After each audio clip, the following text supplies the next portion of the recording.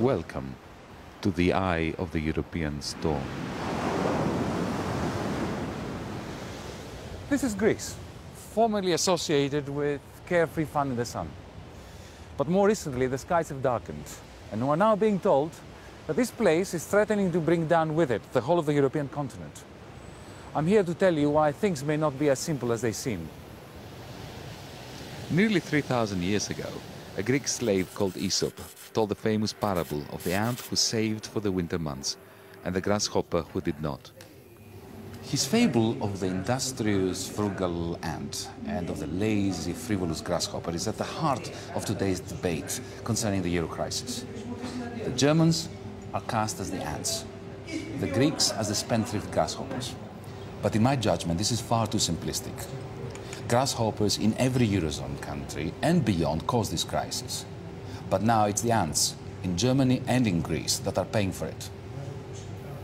Unfortunately, their sacrifice is being wasted in unworkable bailout deals like the one agreed to in Brussels today. But if we get our fable right, I think the euro crisis can be solved easily. Athens is a city bristling with people struggling against the odds.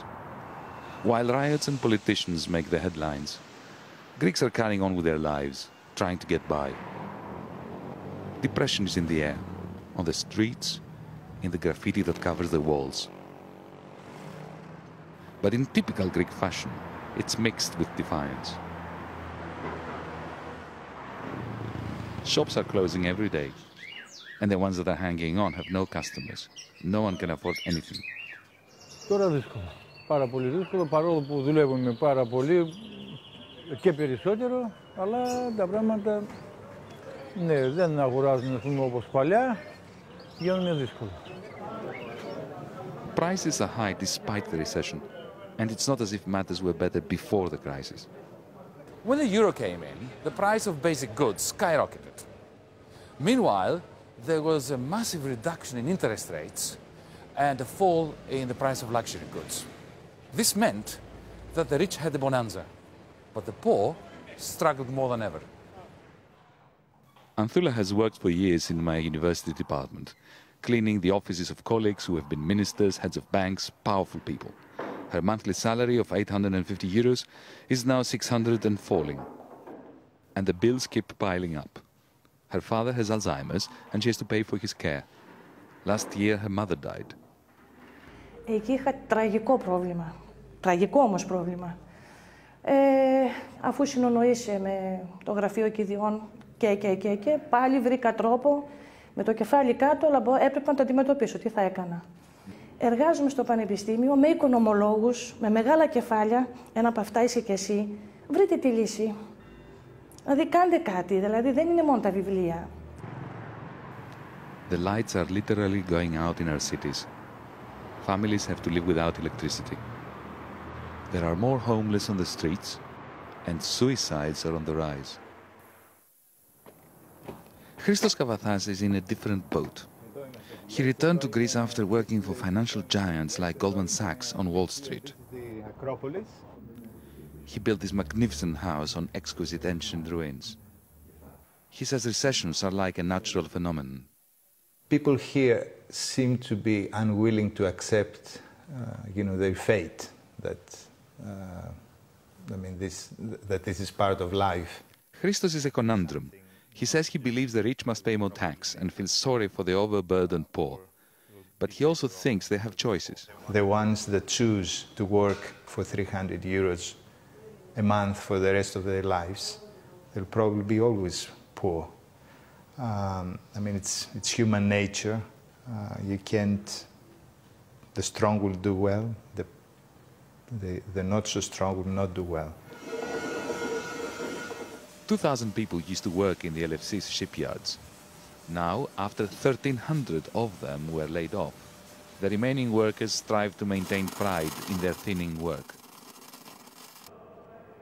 Christos Kanagidis and Dimitris Zourmas have between them worked here for 61 years.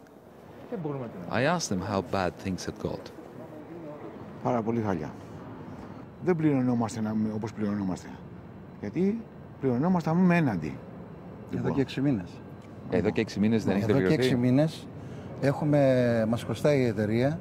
What do they think about being portrayed as Europe's grasshoppers? Λοιπόν, καταρχήν είναι προσβλητικό αυτό. Δεν ανεχόμαστε τέτοιου είδους χαρακτηρισμούς. Το ότι προσπαθούν να μας κάνουν τζιτζικές, αλλά εμείς έχουμε αρκετές αντοχές, θα επιβιώσουμε και θα τους αποδείξουμε ότι είμαστε τα μυρμήγκια. The Greek people are angry and they are disillusioned. They don't trust the media, they don't trust economists, and they certainly don't trust politicians. But above all else, they are sick and tired of being portrayed as Europe's villains. I came to Frankfurt, the financial capital of Europe's paymaster, Germany, where the prevailing mood is that Greece is to blame. Before the euro arrived, German reunification was paid for by squeezing German wages savagely. As wages fell, profits built up in these banks. Meanwhile, on the other side of the Atlantic, Wall Street was pumping out rivers of private money. When these merged with German profits, they flooded countries like Ireland, Spain, and of course Greece, in search of even more money. Thus, great big bubbles were formed, netting Europe's grasshoppers fortunes. When these burst in 2008, the banks were in deep, deep trouble. Ever since, the ants of Europe have been paying through their nose to keep propping them up. Germans with bailout loans, Greeks with 1,000 cuts. German people are also disillusioned. I met Clemens, who works for a taxpayers association, and Jesse, an unemployed car mechanic. Warum hat das Land überhaupt die Schulden und bei wem hat es die Schulden überhaupt? Ja? Also wen helfen wir? Helfen wir den Leuten, den Menschen da unten, ja? Oder helfen wir den Banken? Ja?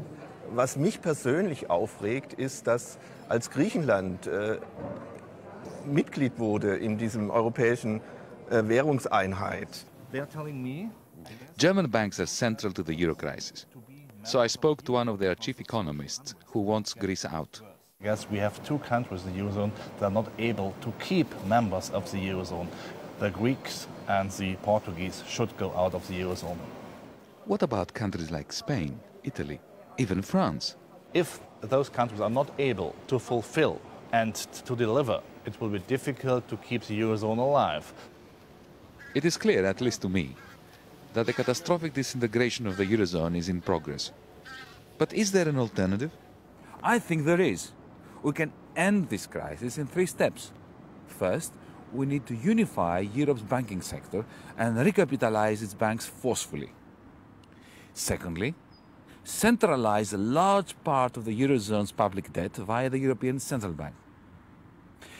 And thirdly, use the European Investment Bank to shift idle savings into productive investments in the countries that need it the most. It is a simple idea, but to stand a chance, we must ditch caricatures and national stereotypes. We must abandon the idea of nations of lazy grasshoppers and nations of industrious ants. Perhaps the crucial moral to my story is that to understand the euro crisis, we must remember that there is no such thing as the Greeks or the Germans. Mine is only a story, but so is the dominant one, which foolishly misinterprets Aesop's famous fable, pitting one proud European nation against another.